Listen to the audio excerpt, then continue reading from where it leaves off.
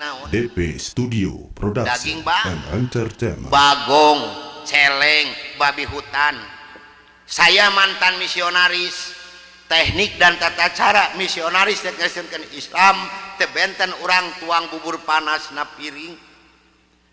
Lamun orang tuang bubur panas na piring mana heula Pak nu disiuk urang di sisi ngesisi ka karek ka tengah tah ieu beungeutna ieu jelemana nu tahun 82 nu ngacolkeun umat Islam mawan Islam ka Kristen nyieun gereja di Cipatujah Tasikmalaya di Kampung Muncang Kohok sareng di Cineam.